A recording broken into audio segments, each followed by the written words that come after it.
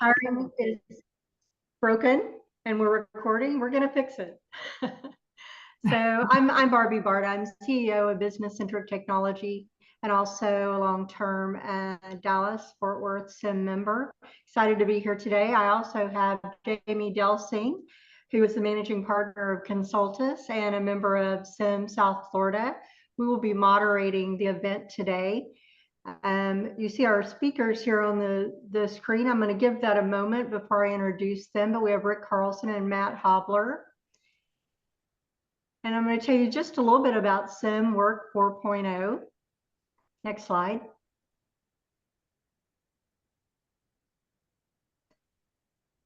About SIM 4.0. SIM is a community of CIOs focused on the intersection of business, technology, and leadership, working to connect, lead, and give back.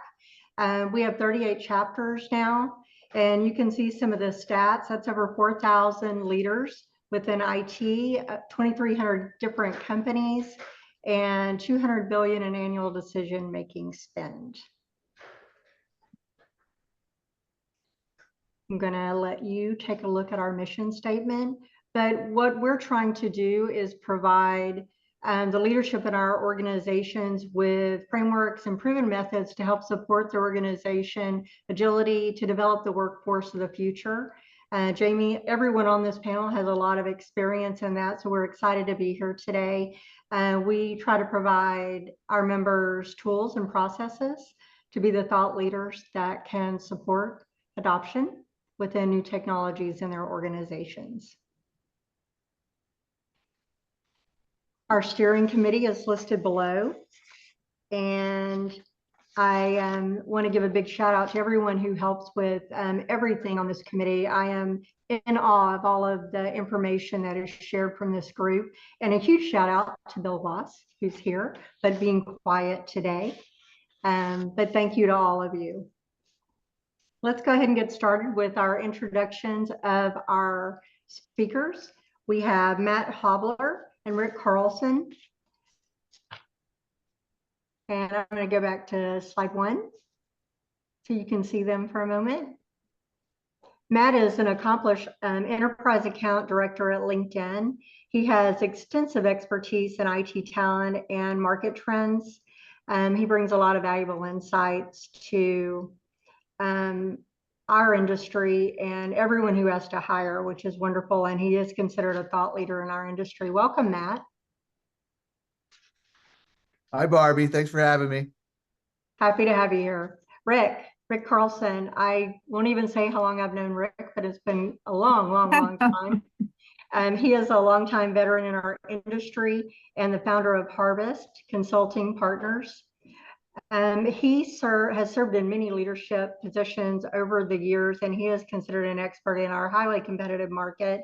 He currently also directs the TechServe Alliance Sales and Recruiting Management Program. He's a frequent speaker for our industry regarding sales and management topics. Welcome, Rick. Thank you, Barbie. Nice to be here. Welcome. You're welcome. Okay, let's get started with you, Matt. I love it. Thank you, Matt, for joining us. We appreciate it very much. All right, let's rock and roll. When you want to share your screen? Let's do it. Beautiful. All good. Beautiful. Matt, what are you seeing in the overall labor market over the last few years? We've seen a lot of changes over the last couple of years. I think it's important to look at like what happened in the pandemic, right? Unemployment skyrocketed when the pandemic first came out. And what actually happened in 2021 and kind of the first half of 2022 was just like a boom in the economy. If you guys remember, if you guys were hiring managers during that time, it was a really, really challenging time to retain employees, but also go out and find people. They were calling it the Great Reshuffle 2.0. And since then, really since like October of 2022, we've seen a pretty steep decline since then, in terms of hiring and just the economy in general. And so, you know, it has its own challenges, right? What we're kind of calling this current state is really the great stay where opportunity, there's not a lot of opportunity out there for the labor market right now, which is keeping people from deciding to make changes right now. And so when we look at like current state of the like the labor market in general is like unemployment's still very, very low, and not a lot of opportunity out there for people. And so if we want to engage in like top talent, we better have a really, really compelling story to go out there and do that. Now, there are some misconceptions around like where we're currently at. I think a lot of people think things are way worse than it actually is. When you compare where we're currently at to pre-pandemic 2019, there are a lot of job openings out there. So candidates do have some opportunity. I don't know if you guys are track closely to the BLS jobs report that comes out every single month. Most recent report came out Friday, blew economists' numbers out of the water, added almost 300,000 jobs into the workforce for the month of May. And so I think it's important to note that there are still opportunity out there. Unemployment, like the labor market is ridiculously resilient. It inched up to 4% as of Friday, but that's still like very, very low in terms of like where we're at historically. And the only reason it raised was because more people were entering the workforce, which I think is a positive sign. And on the flip side, on top of that, we've had 7 consecutive quarters of GDP growth, which again, I think it's super easy to say that like times are really, really tough because there's no doubt that it is.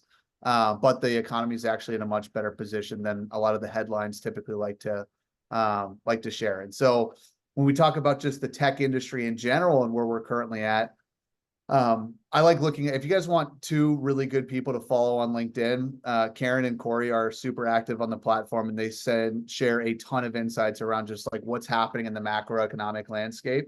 And this is typically where I get the majority of my insights from. But I thought Corey's point in terms of like where we're currently at and where we're heading is really interesting, specific to the tech industry. When we look at hiring stabilization, really what that means over the last 12 months is that hiring declines have stopped. And so that indicates that we're kind of at the floor in terms of kind of where we're at in the market. Now, when we look at over the last couple of months, really since the start of this year, tech has been leading the charge in terms of like re-acceleration from a hiring perspective. And so, it'll be interesting. I'm always curious, like if you guys are feeling that internally, and we're starting to see more investment come back from organizations into the tech space. But tech's been leading the charge in terms of the stabilization and re-acceleration. And so I think the biggest thing that we're kind of waiting for, and this was going back to my initial slide, is waiting for the interest rates to drop.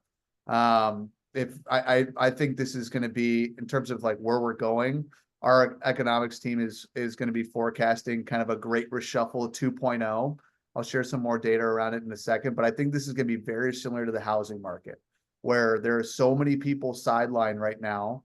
And the moment that interest rates drop and the moment more hiring picks back up and candidates have more opportunity, the moment things are going to burst, and there's going to be a lot of people looking for new roles, changing jobs, making your lives ultimately a little bit more challenging. And so hopefully that answers like where we're currently at, and kind of what we're predicting over the next probably year or two.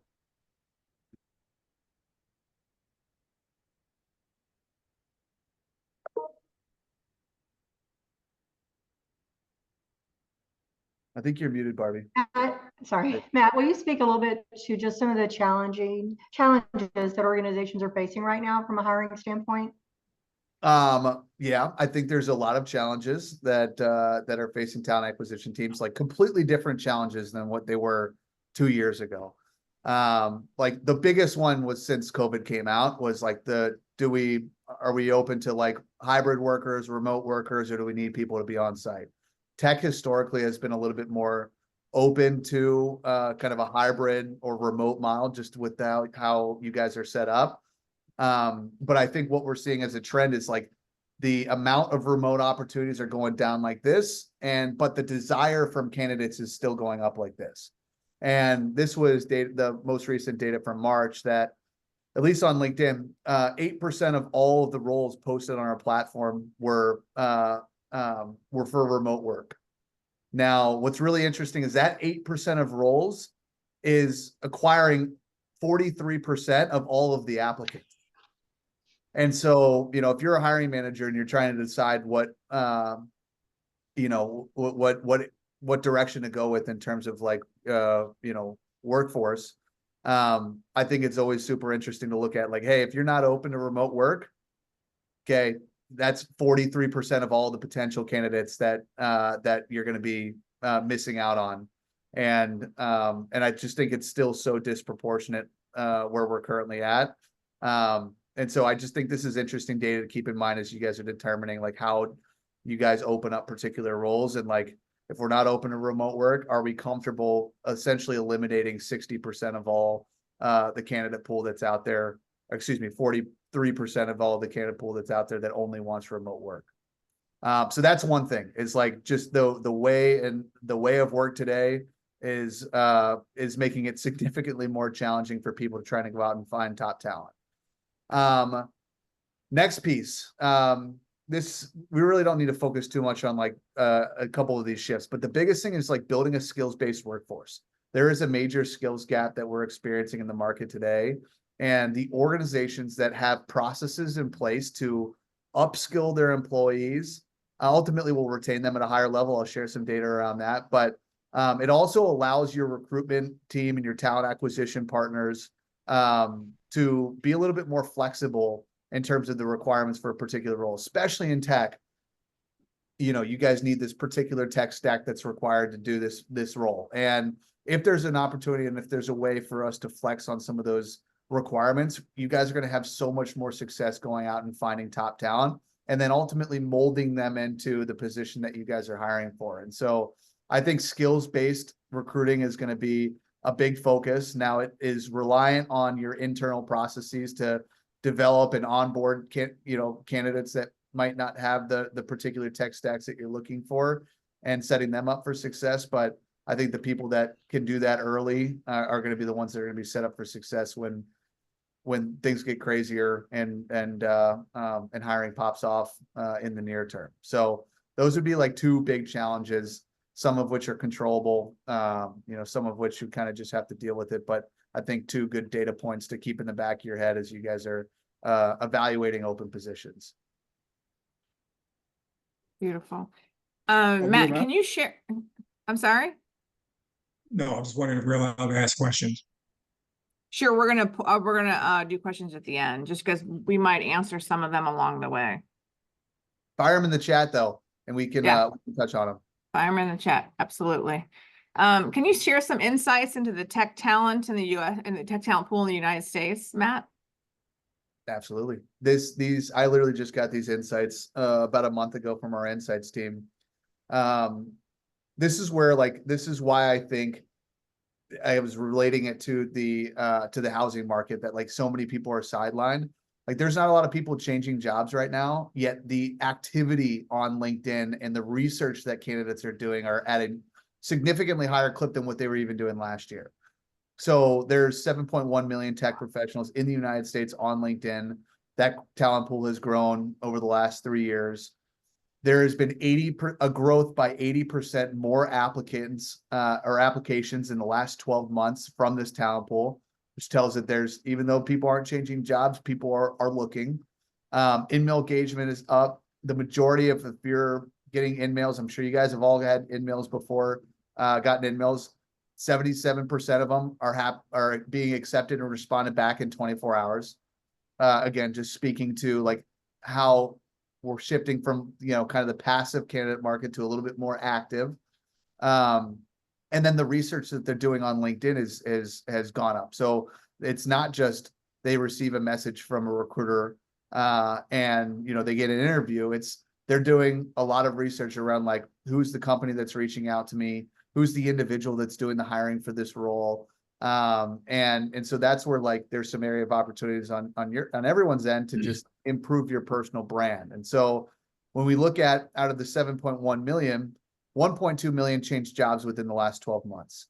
Of the 1.2 million, I just thought this was super interesting data, that we found that the majority of those individuals like viewed a company's job and visited a company page before they even decided whether they wanted to respond back to a recruiter or a hiring manager. And so some of that you guys have in your control, some of it's your marketing team. But there is like, I can't emphasize enough how important it is to tell a really unique and compelling story virtually, whether it's on LinkedIn or any other platform. The other thing to think about, which I think is really interesting, is that almost 40% of those individuals indicated on their profile that they were open to work. Think about your internal teams. If there's a good percentage of your current team that is open to a conversation about something new right now. And so I think it's really important to like make sure that we're having conversations, not just about like backfilling and growing our internal talent, but also like, what are we doing to set our current employees up for success? And what are we doing to, promote within and have upward mobility and upskill and all of those things, because the data is pretty compelling that the majority of tech teams have a lot of their people on their team right now that are entertaining conversations from elsewhere. And then this was just kind of an interesting breakdown of like who employs this type of talent. Professional services, so your staffing partners employ the largest portion of them, just because this is like their bread and butter and they're really good at going out and finding those people. But I thought this was also kind of cool to look at like size of organization. And what we've noticed is that like kind of the small to mid-size market has been gaining a little bit of market share. Historically, like the big tech companies were who employed a lot of the tech talent. And since COVID and opportunities, came about, or fewer opportunities came about, like we've been able to redistribute that talent to other areas outside of just tech, but also to like smaller to mid-size organizations as well. And so, the overall theme with this is just like these people are more active than they ever have been on our platform, looking for new opportunities. And so like, keep that in the back of your mind when you talk about developing internal employees, but also what are some things that we can be doing to, set ourselves up to attract that top talent that may be open to a new role. That's great info, Matt. Thank you. Can you just speak a little bit about what can companies do, or can organizations do to get that best talent, looking at them? Absolutely. I mean, there's a lot of things that you guys can be doing, but like only obviously as an individual contributor on a team, like you can only control so much. So like, first, I think it's important to look at what's the candidate journey on LinkedIn, right? A lot of people think like, Barbie, you send me a message on LinkedIn about an opportunity. I respond to that message. You get me an interview, I get the job. And again, we've talked about it. We've showed the data around it. The reality is that people are doing a lot more research before they even decide whether I want to respond back to Barbie or not. And so what are they going to see, right? They're going to probably land on your, as a hiring manager, your profile.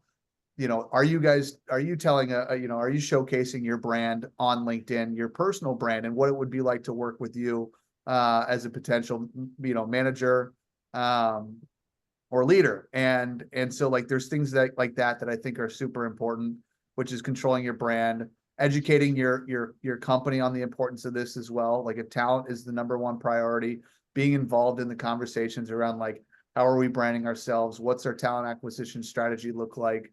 Those types of things. Another big piece we talked about, develop your internal mobility.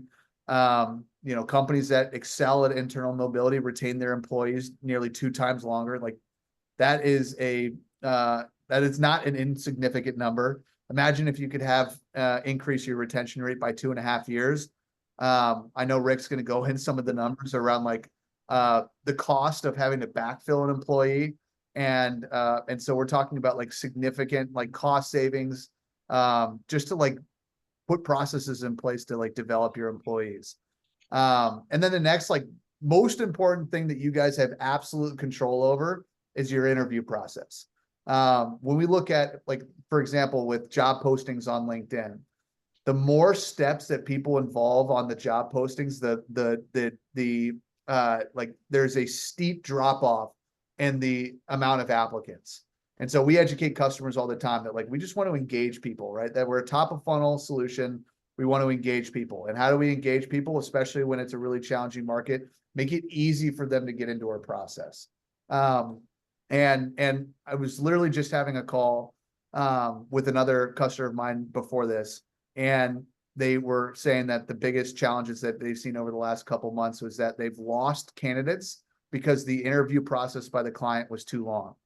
And so again, like this is where like developing internal mobility, having good onboarding programs, taking more of a skills-based recruitment approach is so important, because then it gives you a little bit more flexibility to be a little bit more decisive when it comes to like interviewing individuals, knowing that you have a process in place to set them up for success when they are eventually internally. And so I think if you guys like think about your individual personal brands, are involved in the conversations with at the organizational level with your brand, have a really buttoned up interview process, because that's super important. And then maybe ease up on some of the like super technical requirements and find maybe some other areas where we can where we can open up the search, so to speak. You guys do those three things, I guarantee you guys are going to outpace 95% of all the other organizations that are still doing it super old school. And I think you guys will your teams will win at a much higher clip. So those are kind of the overall themes that I wanted to share with you guys today. Great. Thank you, Matt. I think it's easy for, especially with our day-to-day work, to forget how long it may be taking for the folks to get through our interview process. And that can really delay it. You get into several weeks and you'll lose those folks, because it does take a while. And that's not even counting. I saw a note pop up about onboarding. That doesn't even count once you've made the decision. So it can take a while. Anything else you'd like to add as far as 2 or 3 takeaways? I know you added some things there at the end, but anything else before we move on?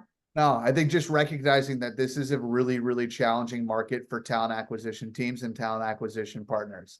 And as someone that's doing the hiring, there's an opportunity for you to make everyone's lives a little bit easier, but also I think in turn, it's going to benefit you and your team greatly. And so I think like just recognizing that it's really hard to engage with people today, keeping that in the back of your head. If we can button up the interview process a little bit, you guys will get more people through your process quicker, which will ultimately be beneficial to everybody. And then prioritizing your internal team as well, because again, I do think the moment interest rates come down, hiring goes up, more opportunities are out there, like your internal teams will likely be looking as well. And so making sure that we're trying our best to retain them. Great. Thank you, Matt. That's wonderful information. It really leads into the hiring is broken, fix it, which is, I'm going to introduce Rick again. Thank you for being here again. Will you talk about some of your opinion around hiring is broken, and what do you think the key factors are that is bringing everyone to that conclusion right now?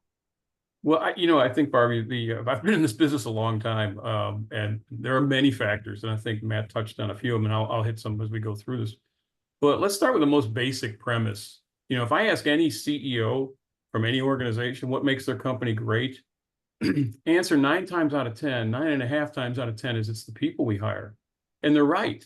If I produce a great product, but I don't have a sales force to sell it, I don't have a distribution team that can get the product out the door, or I don't have a back office and get billing straight, who's going to repurchase my product? So again, it all comes down to hiring great people makes for great companies. So from that, we can draw the conclusion that proper selection is the driver for attracting and retaining the best talent. But the question— Rick, I'm sorry to interrupt you. Do you mind screen sharing? Oh, I thought I was. Sorry. Sorry. I thought I was sharing. Very, very sorry. No worries. And Matt, you're scrolling through some of those questions. Maybe at the end, you can grab a few. Can you see it now? Are you able to see my screen now? I cannot. It's telling me to send something. Oh, I apologize. Let me try this again. No problem. No problem. Well, you're doing this. Maybe, Matt, you can grab a few of those questions. Yeah, I was just looking through a couple. How are we helping companies use tech and AI? The right candidates that have the right skills, leadership, etc. Let's see the same roles reposted 2 or 3 times, which means they didn't get the right. Yeah, okay. So like the AI stuff, just in terms of like what LinkedIn is doing, we're just trying to make everyone's lives a little bit easier. So for example, we've got AI assisted messaging to help talent acquisition teams send personalized messages at scale that ultimately get more people into their process quicker. When we look at like future product roadmap, we're going to have a built-in, this is really just in the next like month or so, a built-in ChatGPT feature for recruitment teams. And so this way, like whether you're a recruiter or whether you're a hiring manager that wants to get involved, you can literally just say, these are the types of people that I want to get in front of, and it'll automatically do a lot of the sourcing for you.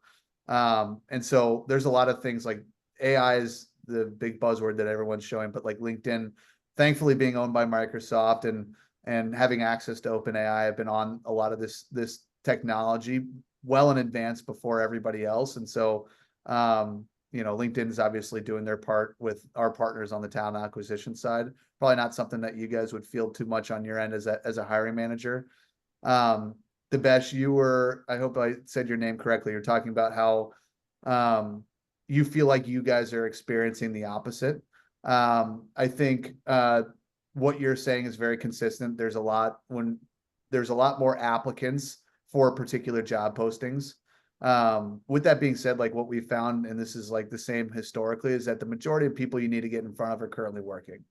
And the path, you know, the active job seeker might not always be the best candidate. And so although you're getting a ton of applicants, like are these like very quality individuals that are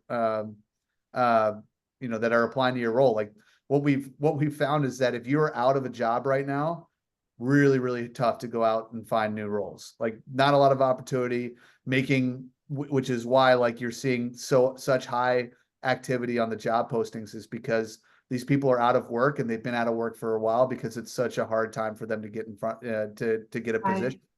Yep. And so like typically, not all the time, but typically those are probably not the people we want to be bringing on internally anyways. And so like what we talk about and preach all the time is like, how do we get in front of the quality passive seeker, the individual who's currently working, but might be open to a conversation about something new? They're not throwing their resume out all over the place. And so how do we get in front of those individuals? And so, yeah, what you've been experiencing on that end is like pretty consistent with what we've been seeing. Really the purpose of this call is like, how do we, everyone's getting those same applicants. So how do we more target the individuals that are really good at what they do and are going to bring a ton of value to you guys and your team internally? So hopefully that answered the question a little bit.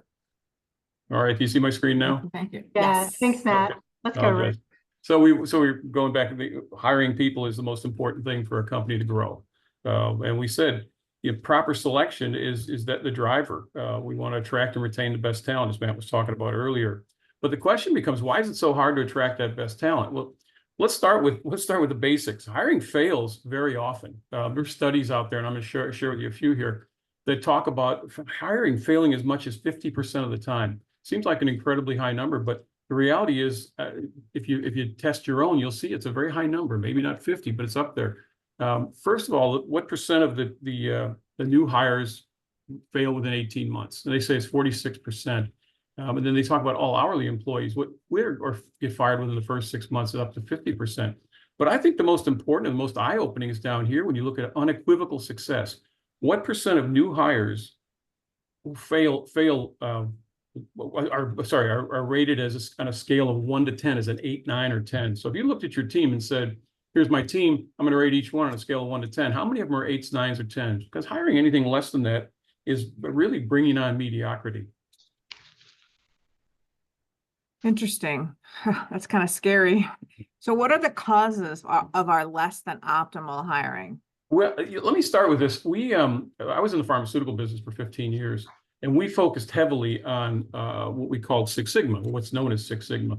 And that was all trying to find out where the failure points are. And when you look at hiring fails quite often. It has a lot of fail points.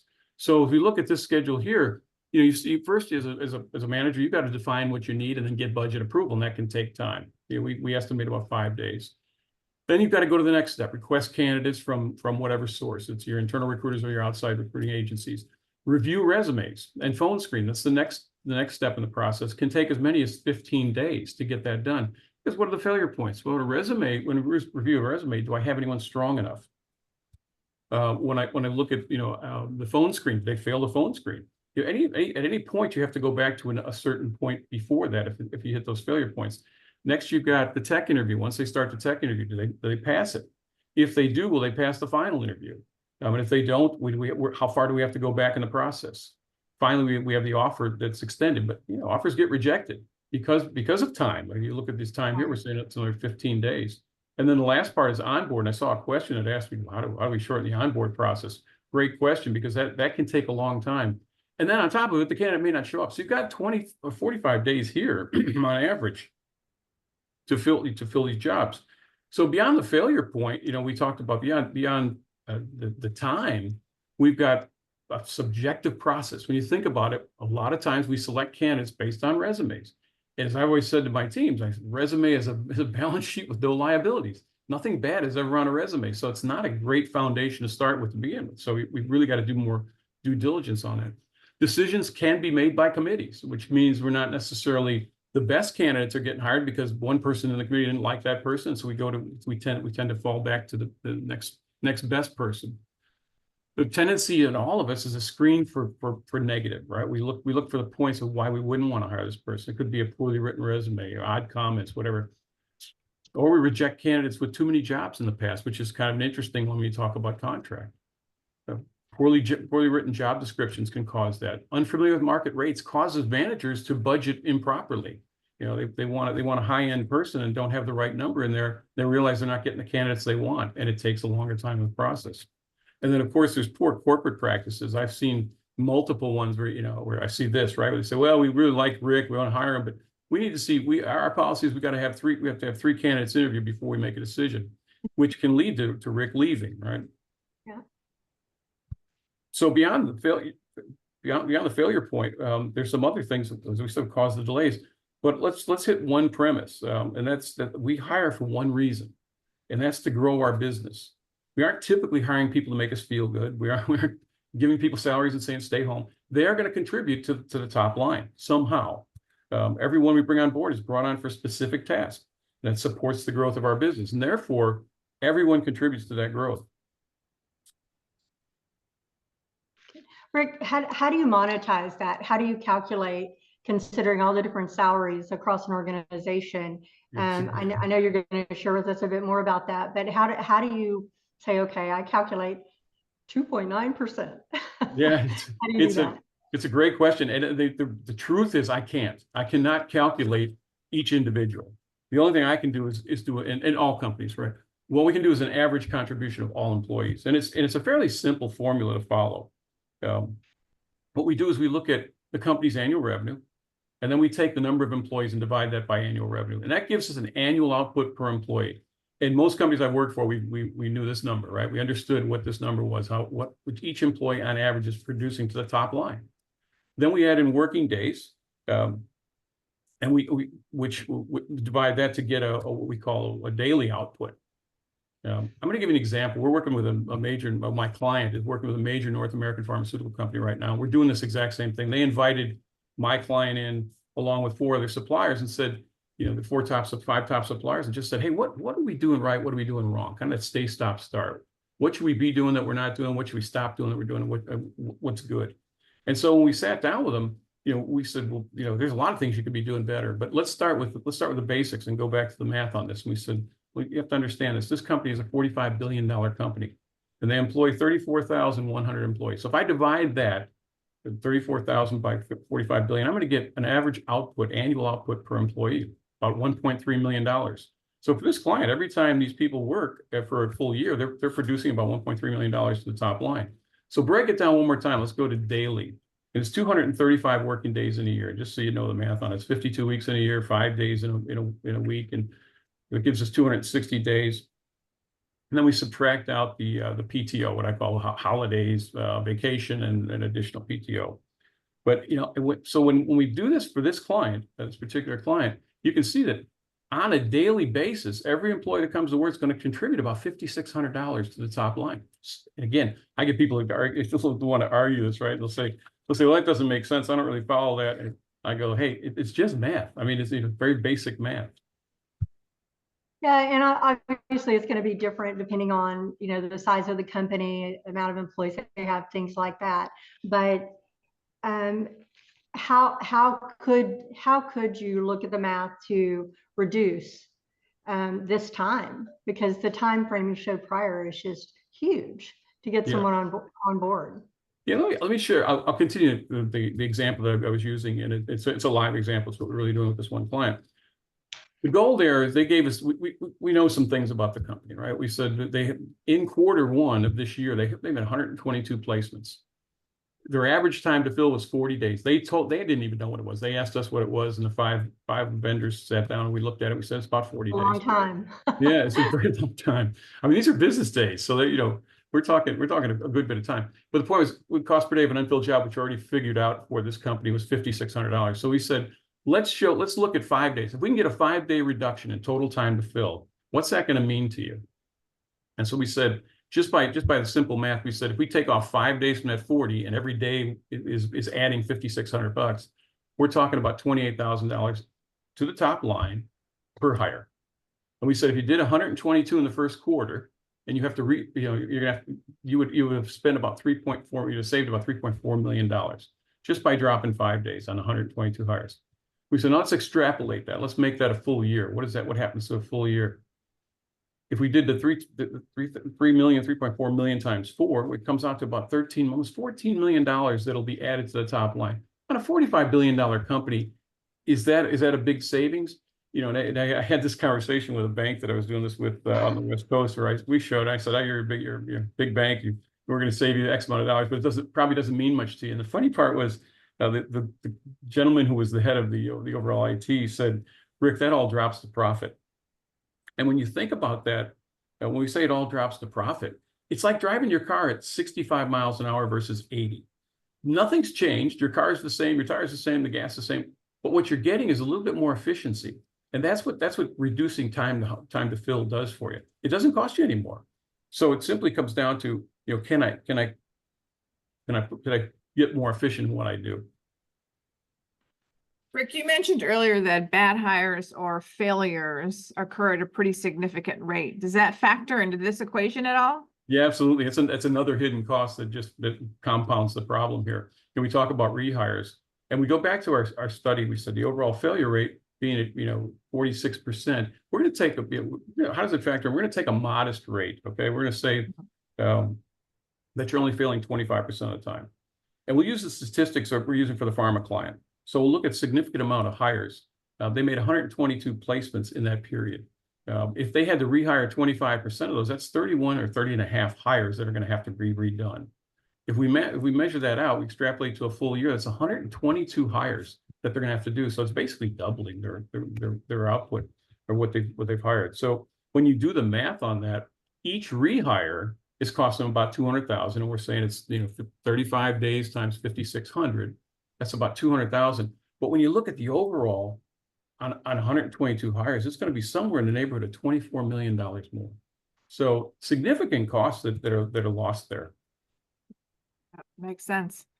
In my experience, lost productivity is just one possible issue. We see others like losing candidates who won't wait around for the slow hiring process, as we've discussed. What are some other issues that companies will encounter if their process is not efficient?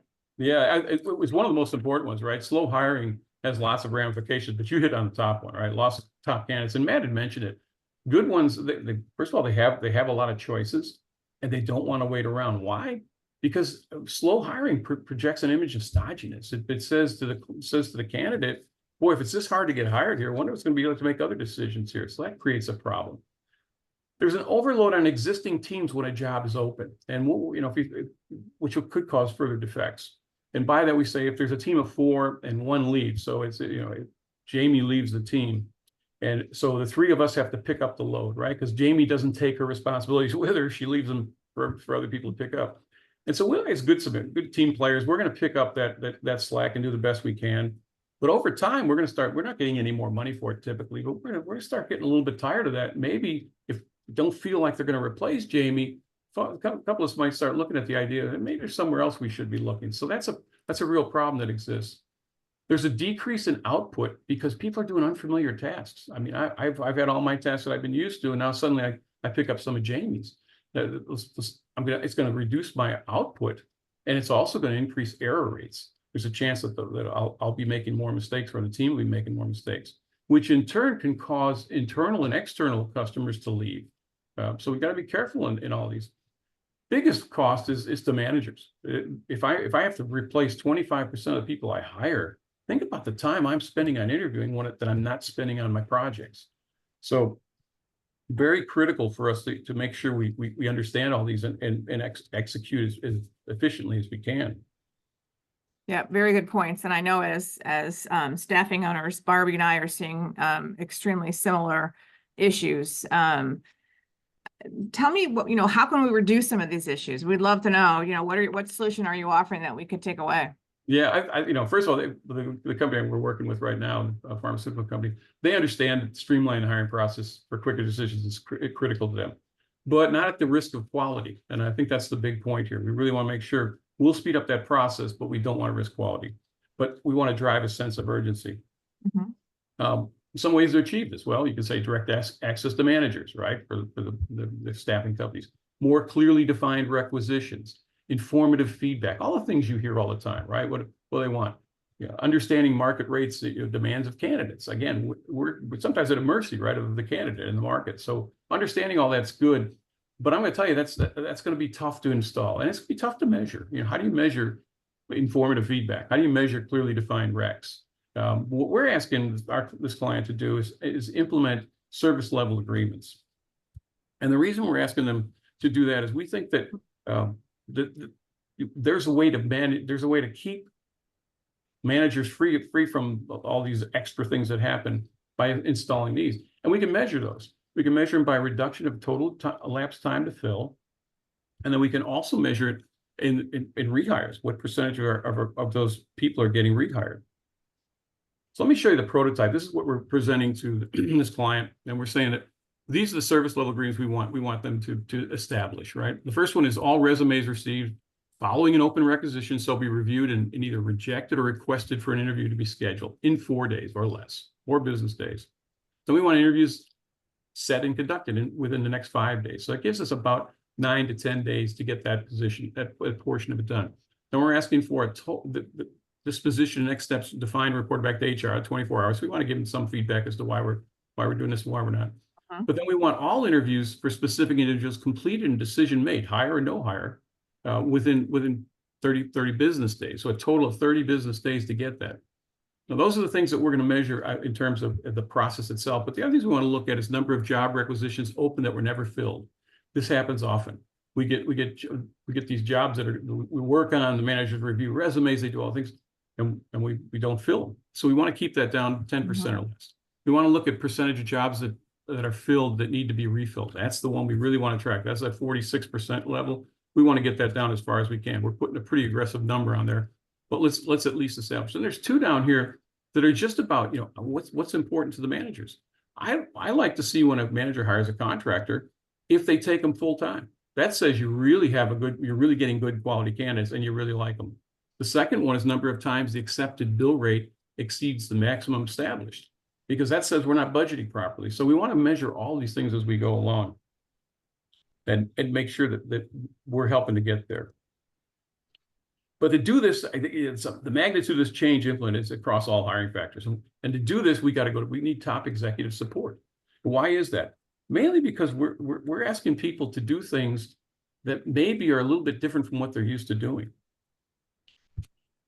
For the simple fact that it's fairly basic concept to understand, it requires a change in the way traditional hiring has been done. And most importantly, as a talent acquisition or HR person, I may be going outside of my own scope to ask people that don't report to me to do something different. And if this is a change, it's a big change for people in working on something like this. If I don't get that support, it's going to fail and point back to me as the talent acquisition or hiring manager person. It's interesting approach, and I get, going to the top, you really need to get that level of involvement, because it is truly costing the companies a great deal of money. Anything you want to add to that, Rick, as on why other areas that it affects and why it's so important to get their involvement? Yeah, I think it's, first of all, it's going to be, I want that executive committee looking at this, because it is a big number that we can help reduce. But let me show you some other things that steps that can help you improve the process, and what we can do. The first thing is clearly establish a time to fill, a line in the sand. How long is it taking you now? And you're going to measure it, you break it down by steps and track those, right? How long from the distribution of rec to the time the interview is set? How long from the agreed interview to the interview actually happening? Right? This is just, we're tracking days, because these could be bottlenecks that we can reduce. Elapsed time from the first interview to offer, and there's usually multiple interviews involved in there. Elapsed time from the offer to start date. If we can measure those and get a time, then we have a pretty good understanding of where we are as far and where we need to go. Then we want to track the number of rehires as a percent of total hires, so we can establish that line. And then calculate the value of the time saved and the quality of our new hires. Most important, I can't emphasize this enough. Speed is great and it's important, but we can't sacrifice quality for that. Then by doing all this, we'll identify areas for needed improvement and where we can possibly streamline it further. Albert Einstein had a great statement he made years ago, many years ago. He said, we can't solve today's problems using the same kind of thinking we used when we created them. And this is the example of it. The hiring process is the same process that I went through 40 years ago when I got out of college. It hasn't changed a lot. It's streamlined a little bit, but it's still the same thing. Look at a resume, have some interviews, talk to people, have some subjective things that we discussed, and then make a decision. Great points, and I appreciate the tips that you gave. I know that's definitely a process to get through, but that really could help solve some of the time issues, the reputation to the companies, the extra work on the team, and just the burden to the managers and having Absolutely. to recover. Barbie, we metric everything else. We might as well metric hiring. I mean, it's logical to me. It really, I've dabbled with this with some of our clients, and they lit up. So this is definitely getting some traction. Well, it goes back to the same thing we said. If it's the most important thing you do to make your company successful, then we got to treat it that way. We got to treat it with the respect it deserves, and really work hard to get the best people we can, but move the process along, because we lose good people, as Matt told you earlier. We lose good people at the time. So if you want copies of the slides, the studies I mentioned, because we're going to send you the slides, but the studies I mentioned, you've got my contact information. Feel free to reach out. If you have any other questions, please do so. Great information, Rick. We're gonna, looks like we have quite a few questions to go through.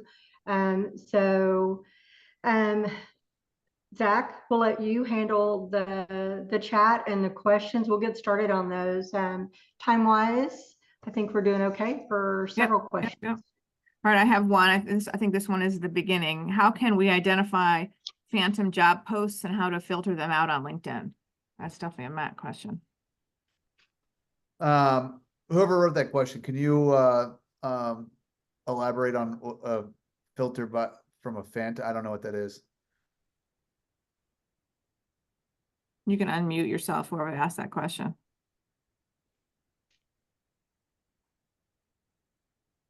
Nope. How about another one while they're unmuting? I do have an example. I wasn't the one who wrote the question, but I do have an example.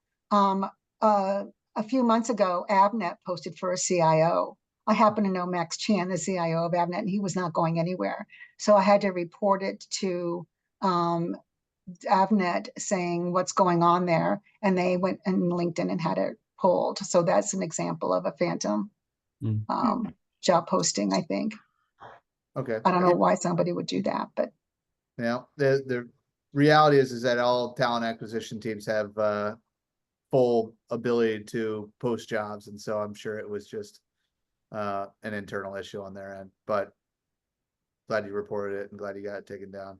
actually, no, Avnet did not post it. It was another company posing. It was imposter. Oh. Okay. Total imposter. That's Wow. Unfortunately, that's above my pay grade, but it is wild that people people go out and do that stuff. Desperation. I have one for Rick. Did the client consider your math example in the end? Sorry. Yeah, again, we get pushback on it all the time, but when they realize it's just simple math. In fact, if you go out and look, for people and say what's the annual revenue of this company and how many people employ, a lot of times in the Google search you'll see, and our average annual output per employee is this, and it's just the division of those two. So it goes back to it's just math. Yeah, they're accepting it. It looks high, and in fact that is high. $5,600 is pretty high. Most companies are somewhere in that $1,000 to $3,000 per day. Right. Keith said, great presentation, although it was geared towards the hiring company. What advice would you give candidates based on the trends and hiring challenges? I That think could be this, for both. Yeah, that's definitely. I've got an answer for it. I just think it plays into your question around like companies posting jobs when they don't have any intention to hire. That's not something that you'd be able to. The reality is everyone that posts a job on LinkedIn pays for it. So if they're paying for something and they're not, but they don't actually have any plan of hiring that individual, like then that's probably not a company you'd want to work for anyways. But how I'm educating people that are on the market, my friends and family and other people that I know, I think if you're applying to a role, you're behind the 8 ball right away. Like in terms of like how to win in this market is you have to build relationships. LinkedIn makes it very easy to go out and connect with people and have dialogues, gain insight in terms of into the type of people you want to interact with. And I think the more we can get away from this really generic type outreach and do a little bit more research and personalize content to individuals that you want to get in front of, and take that approach and building relationships approach as opposed to like just throwing your resume out at an application. I think you're going to have way more success. I've been preaching this for years, and 99.9% of the world still doesn't do that. And so it's still a massive differentiator for the people that put in a little bit more work on the front end. Okay. That would be my advice. Excuse me. Why are people actively looking not attractive as a candidate? What is the tracking and weight of EQ skills? I don't know if people are not necessarily not more attractive. I don't have the skills data to speak to it right now, but what was the first part of that question, Jamie? It was how are you helping it's at the very, why are people that are actively looking not attractive as a candidate? What's the disconnect and why they're not getting put through the process? And they one of the thoughts was, why is it, what is it tracking and weight of EQ? Is it looking at that? I don't know. I think it's on a one-off basis. We talked about it in the chat. Like, I don't agree with that. That's necessarily the case. The idea is like, when you're looking for a role, how you want to approach recruiting is like, how do I get in front of the biggest pool of individuals first, and then trim it down to the quality of individual. And if we're targeting people that are actively looking for work, that is absolutely the minority. Now, those people could be phenomenal candidates, and a lot of times they are. However, like that is the upfront we talked about in the chat, like unconscious biases that talent acquisitions teams have, and like something that needs to be addressed internally. Okay. Can you talk about how applicants are using Gen AI to create rockstar resumes, and that generates potentially hundreds of resumes from individuals who may not be a good fit? How is that being detected? Yeah, you'd have to. I'd have to have conversations with our security team around like how I know we have flagging systems in place. I even have customers that have had like gotten suspended due to like just sending out BS spam, and so like we have systems in place to do that. I do think like Chat GPT and the ability to go out and craft a message and a resume specific to the roles that you're you're recruiting for, the job description. That's where like having personal dialogue is so important before like getting them through the interview processes. Like, for those of you that don't know, I've spent 4 years in the tech consulting and staffing world prior to coming over to LinkedIn 4 years ago. And fake resumes, fake people were always a thing. And so that's why staffing firms do what they do and talent acquisition teams are really good at what they do, is that they need to sift that stuff out and on the front end, and that's just part of the process. But Right. absolutely, like AI has made it easier for that stuff to come about. But at least on LinkedIn, like I know that's like membership safety, integrity of our platform and our ecosystem is top of mind and high priority.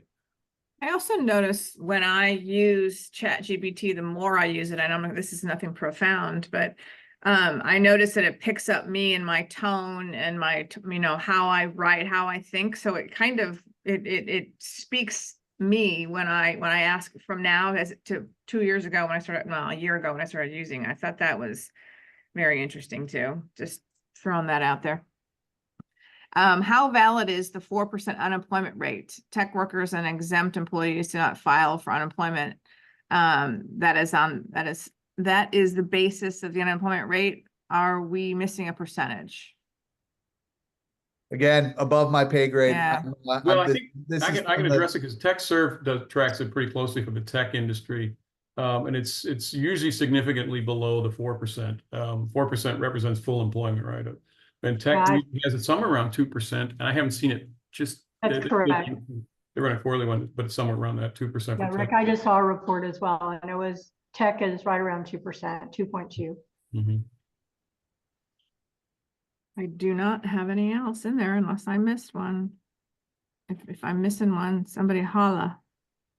That's it. Yeah, I think we're down to the last minute. So thank you everyone for your participation. Thank you again to our speakers, Rick, Matt, great job. Jamie, always Yes. able to work with you. Everyone have a Ditto. great day. Beautiful. Thanks, guys. Thank you. Thanks, everyone. Bye. Thanks, everyone.